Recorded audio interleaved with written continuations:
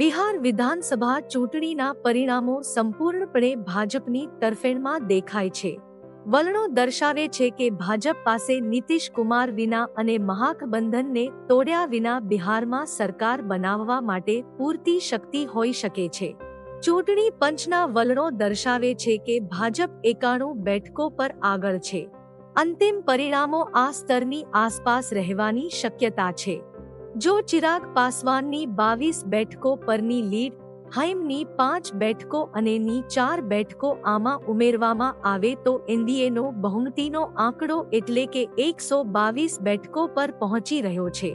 બિહાર વિધાનસભા ચૂંટણીના વલણો દર્શાવે છે કે બધા એનડીએ પક્ષો 200 બેઠકો પર આગળ છે.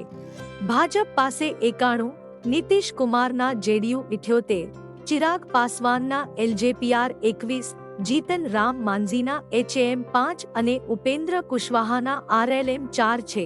બિહાર વિધાનસભા ચૂંટણીના વલણો દર્શાવે છે કે તમામ મહાગઠબંધન પક્ષો 37 બેઠકો પર આગળ છે.